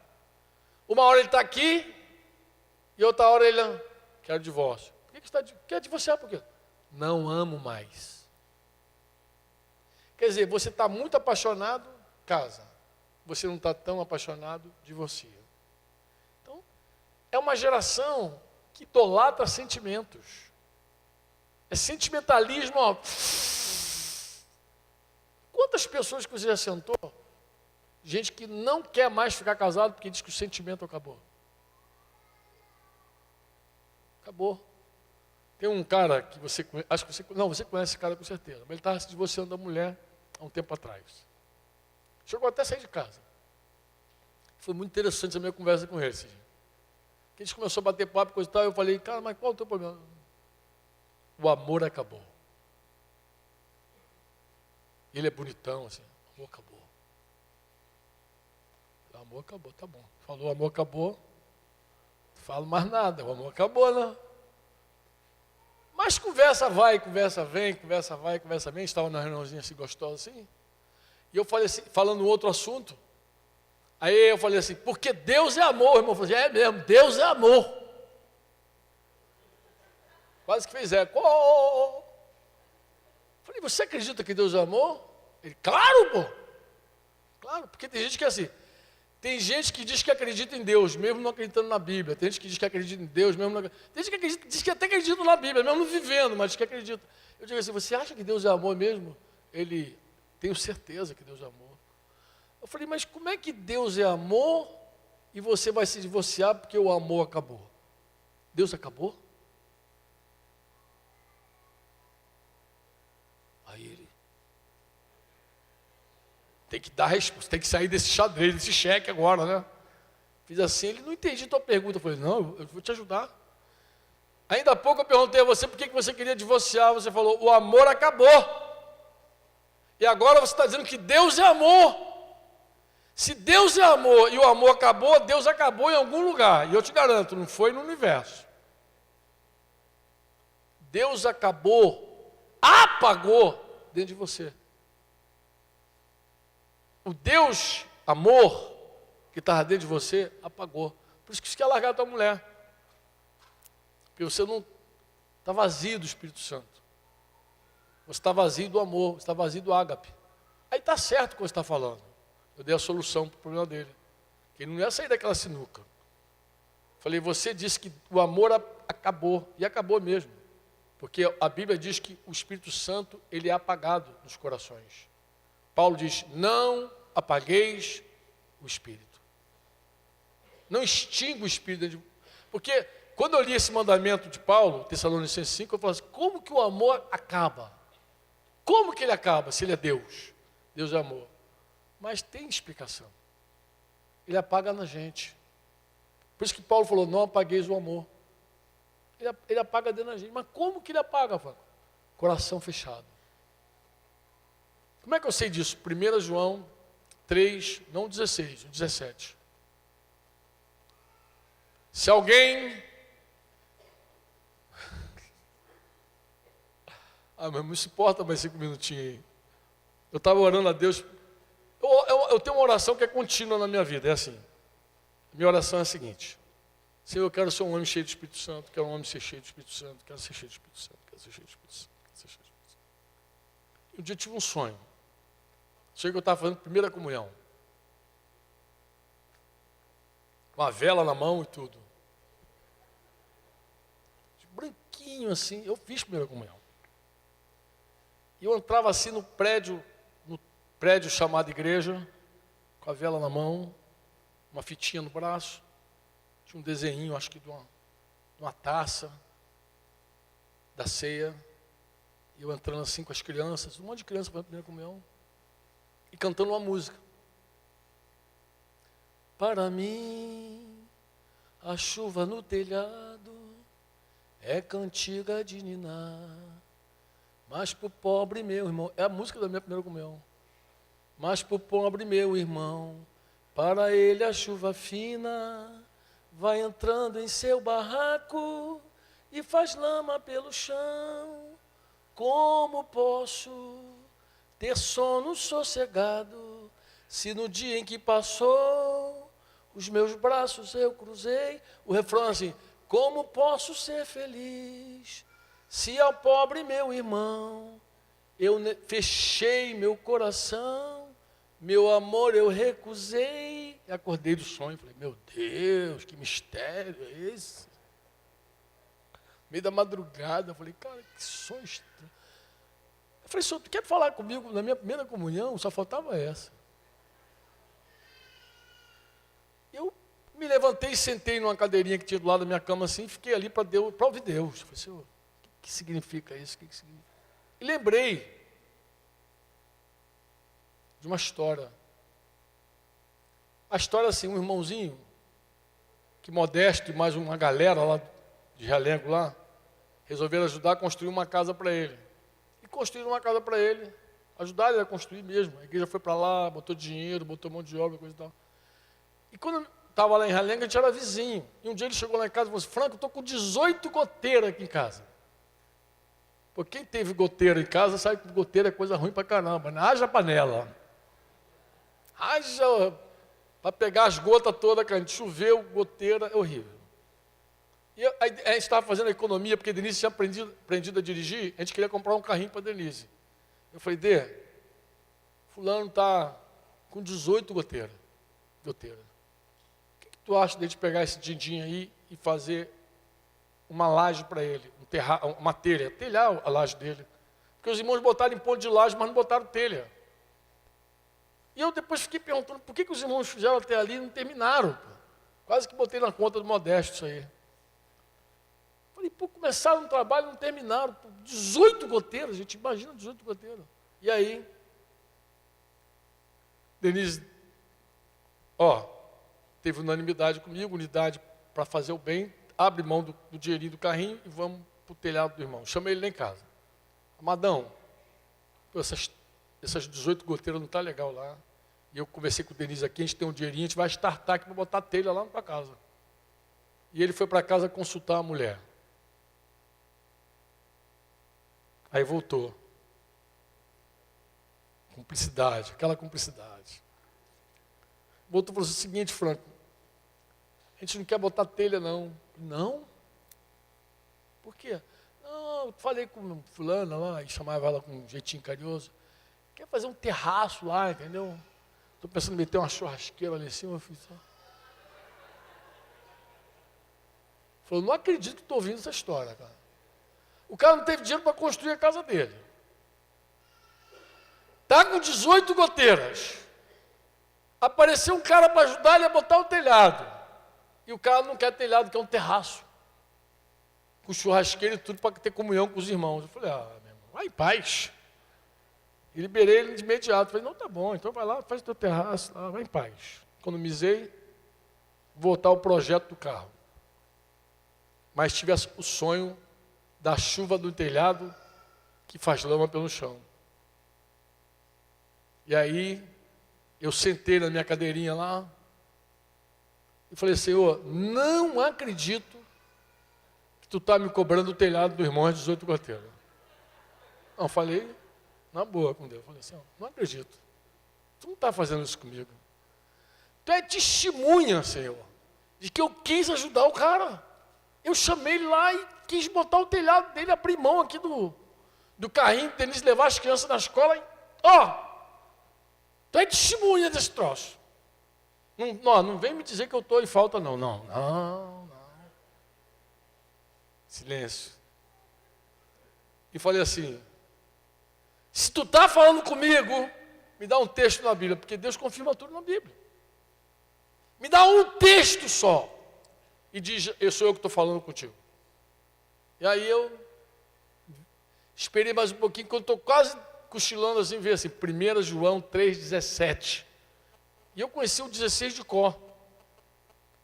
O 16 de cor, João está falando assim, 1 João 3,16. Nisto conhecemos o amor, que Cristo deu sua vida por nós e nós devemos dar a vida pelos irmãos. E o 17? O 17, cara, por que eu não sei o 17? O que é o 17? 17, vou lá na Bíblia. Vou abrir para o 17, eu não sei se tu tem aí 1 João 3,17. Mas eu peguei, puxei na Bíblia, não caí duro porque eu estava sentado, né? Mas o texto diz assim, aquele que possuir recursos desse mundo, e vir a ser irmão padecer necessidade, e fechar-lhe o seu coração, a pergunta é assim, como pode permanecer dele o amor de Deus? O que me chamou a atenção foi a pergunta. Foi a mesma coisa que eu falei para o irmão lá, o amor acabou dentro de você. Por quê? Porque você fechou o teu coração. Para quem? Para a tua mulher. Porque ela tem uma necessidade. Tua mulher tem uma necessidade, você fechou o coração para ela. Como o amor vai habitar aí dentro? Deus não habita num coração enclausurado, fechado. Deus, o fogo não queima na solitária. O fogo queima num coração aberto. O coração tem que estar escancarado para oxigenar o coração e o fogo do Espírito Santo. Deus ama através de nós. Irmãos, eu li esse texto e fiquei impactado, mas eu fiz uma pergunta a Deus. Falei, mas Senhor, tu és testemunha. Tu não estava lá não quando eu quis ajudar esse irmão? E Deus me fez uma pergunta, só uma. Se fosse teu filho. Se fosse teu filho. Eu sei o que eu faria se fosse meu filho. Embora nenhum deles era casado. Eu chamaria meu filho e diria, você é um cabeça dura. Como é que tu vai deixar tua mulher te levar para esse lado? Se você não teve nem condição de construir a própria casa. Seja simples, seja humilde, aceita o telhado. Se um dia você tiver dinheiro, tira o telhadinho, faz a outra obra lá e ponto. Aceita o telhado, seja humilde. Eu faria isso com meu filho. Eu não economizaria. Eu não ia dizer, vai em paz. Porque no fundo, eu fechei o coração para ele mesmo. Fechei. Eu já olhava ele com um certo desdém. Já olhava assim, isso é uma carne ambulante. Como pode um cara desse, um soberbo desse aí, querer... Não é humilde para receber uma ajuda. Então a gente fecha. E quando a gente fecha, o fogo apaga. Esse era o drama dos primeiros anos lá no Chile, quando a gente ia para o Chile. A estufa que os irmãos colocavam era de querosene ou de parafina. Um frio muito grande. E a gente ficava entre morrer de frio ou morrer asfixiado. E a pessoa, porque a gente sabia que fechando a porta, o fogo consome todo o oxigênio do ambiente. E muita gente morre asfixiado, o fogo queima tudo. Fechou, ele queima tudo que está ali e apaga. E aquele cheiro forte de naftalina, de querosene, tinha que suportar ali, deixar uma gretinha aberta para seguir dando oxigênio. Entendeu? Mas o coração é assim. Coração fechado, o Espírito Santo não permanece. Dá para botar o versículo de novo lá? Irmãos, vou terminar aqui. Eu falei que ia terminar, já 10 vezes não terminei. Como pode permanecer nele o amor de Deus? Não pode. Por quê? Porque o coração fechou o coração. Fechou, apagou. Eu falei para ele, você apagou o amor. Quem é o amor? Deus, o Espírito Santo. Derramado em você é o amor. Como um casamento vai sobreviver a isso? Não vai. Amém? Você pode dizer amém ou não? Espero que eu tenha cooperado contigo até aqui. Falei pra caramba. Tomei até o tempo dos irmãos.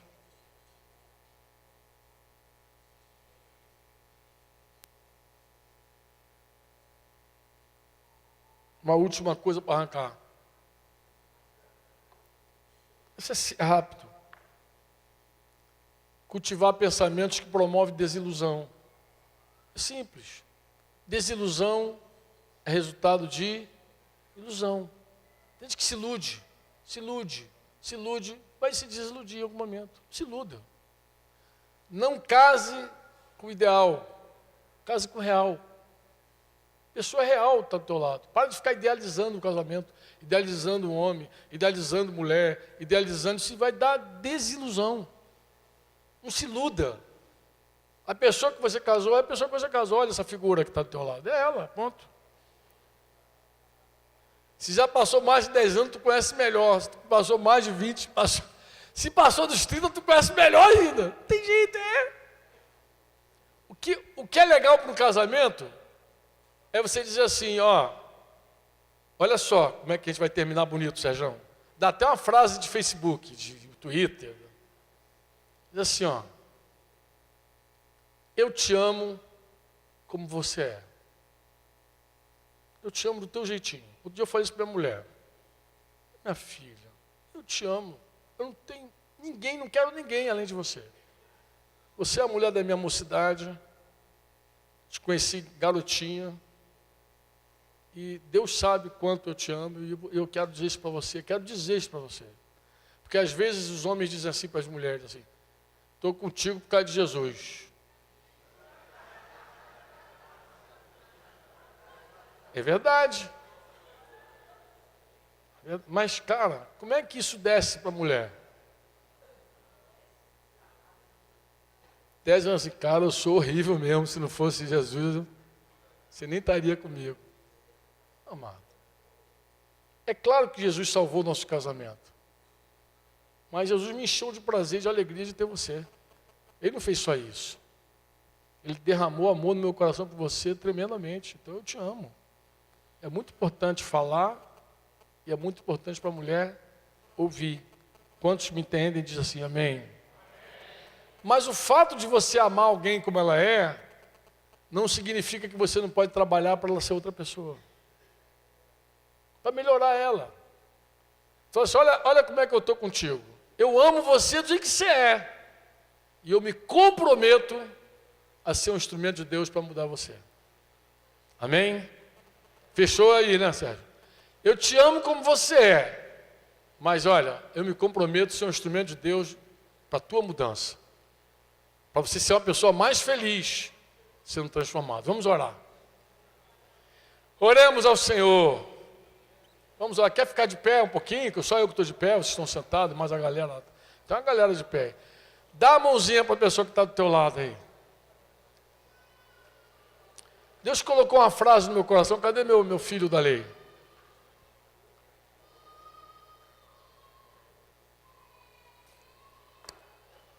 Você sabe que em inglês, genro é filho da lei, né? A lei te faz ele teu filho. Interessante, né?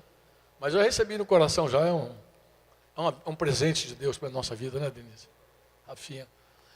Eu estava falando para o Rafinha, eu falei, Rafinha, Deus colocou uma palavra no meu coração, uma palavra, um verbo, recomeçar. Eu me lembrei daquela canção do Flecha, Levantar. Oh, a chuva está chegando, cheia de bênção. Na hora certa. Recomeçar é uma bênção. Eu até acho que alguns casais precisam recomeçar, sabia? Quem acredita aí? Quem acredita? Eu acho que alguns casais que estão aqui, que vieram para cá, precisam recomeçar. E Deus te dá essa chance de você recomeçar. O nosso Deus é um Deus de recomeços. Amém? Quem não conhece está convidado a orar essa oração comigo. Ora.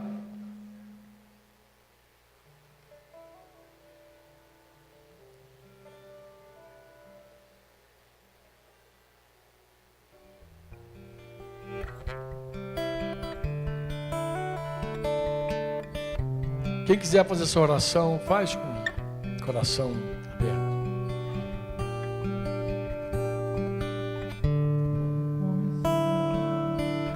E reconhecer onde te deixei, onde eu comecei a cair, readmitir. Dependo de ti experimentar, em tua voz caminhar. Vou recomeçar e reconhecer onde te deixei, onde eu comecei a cair, readmitir. Dependo de ti experimentar, em tua voz caminhar. Vou relembrar teu falar, é o que me dá sentido. Cura o que estava ferido, relembra um motivo. Vou relembrar teu falar, é o que me dá sentido. Cura o que estava ferido, relembra o motivo que me faz querer me erguer e lutar. Resplandecer resplandecer com a glória do que morreu, mas que vive. Todas as trevas vão ver tua luz ao despertar novas forças. Que em mim só vejam tua glória. Cristo é o que querem ver.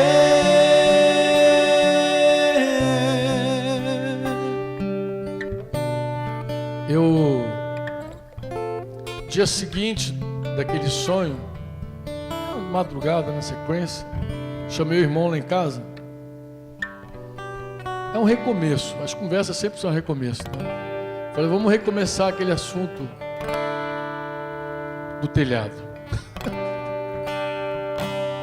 Foi muito interessante, conversei com ele. Ele já tinha visto que fiz uma besteira. Eu falei assim, cara, eu fiz uma besteira, né, cara? Ele fez. E foi, não precisou, a gente não teve muito trabalho. A coisa foi imediatamente retomada. Aí a gente fez o telhado dele.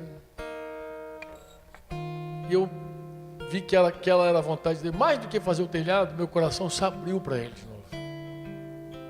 Às vezes uma conversa quebra um monte de coisa. Eu sei que isso começa com Deus, como o Júnior Paulino falou hoje aqui cedo. Sempre a gente recomeça com Deus. Então eu queria te dar um conselho.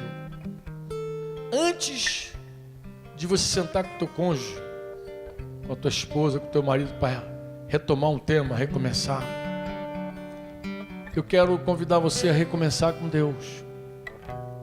Porque a gente nunca se arrebenta no casamento sem primeiro quebrar a corda do nosso relacionamento com Deus. Sempre começa aí, fragiliza com Deus, aí vai quebrando tudo. E o contrário também é verdadeiro. Quando você afina com Deus, você afina todas as outras cordas. Você afina com Deus e as coisas começam a retomar de novo. Deus é um Deus de segunda chance. Deus é um Deus de oportunidade. Amém? Vamos cantar de novo? Eu queria que você falasse com Deus nessa hora. Eu não sei se vocês querem orar por alguém, Sérgio. Estou meio inquieto pela hora, mas de repente tem algum casal que precisa de oração. A Bíblia diz, se está alguém sofrendo, ore. Se você quiser receber orações antes de subir, para Deus tocar a tua vida conjugal, o teu casamento, faz o seguinte, sai do teu lugar, vem aqui à frente, a gente vai orar por você também. Enquanto a gente canta essa canção, você tem liberdade de passar aqui para a gente orar pelo teu casamento. A gente quer orar pela tua vida, orar pela tua comunhão. É isso que a gente quer fazer. Antes de você subir, tá? Fica na liberdade do Espírito Santo. Vou recomeçar e reconhecer onde te deixei, onde eu comecei a cair, readmitir. Dependo de ti experimentar, em tua voz caminhar. Vou relembrar teu falar, é o que me dá sentido. Cura o que estava ferido, relembra um motivo. Vou relembrar teu falar, é o que me dá sentido. Cura o que estava ferido, relembra o motivo que me faz querer me erguer e lutar, resplandecer com a glória do que morreu, mas que vive. Todas as trevas vão ver tua luz ao despertar.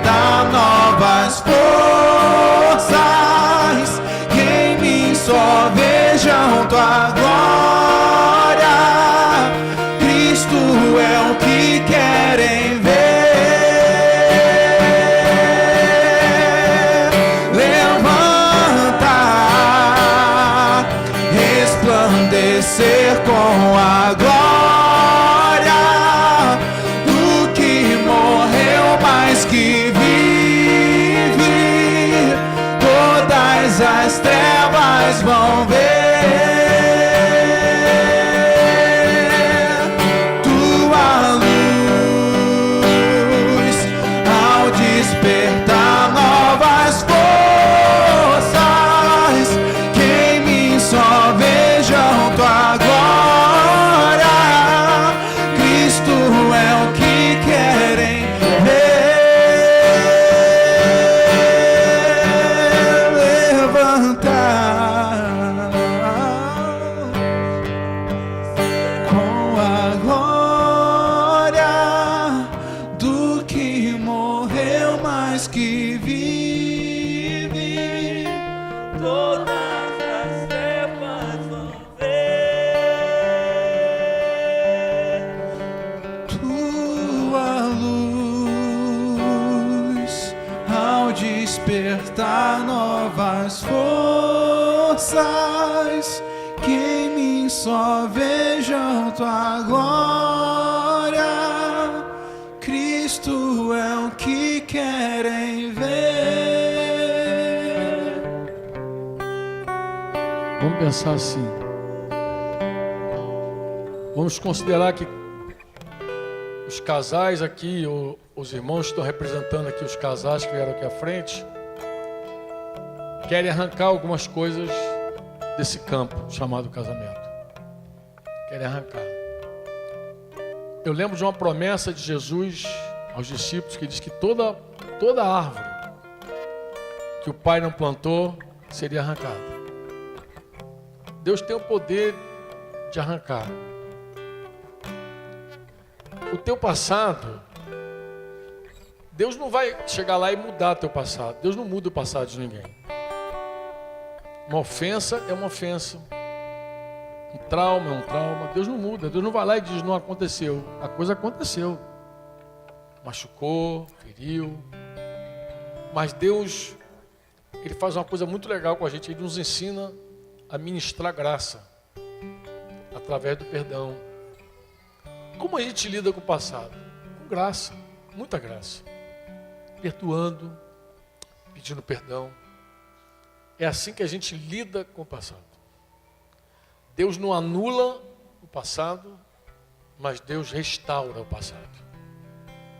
Com essa graça chamada perdão, confissão, coração aberto. É assim que ele se move, é assim que a gente se move. Amém? Vamos orar por esses amados que estão aqui juntos, como família. Vamos impor as mãos sobre essas pessoas, não deixa ninguém sozinho não.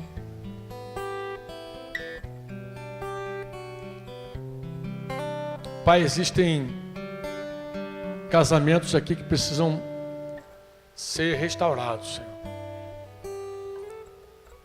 Que o campo precisa ser limpo. Que as ruínas precisam sair.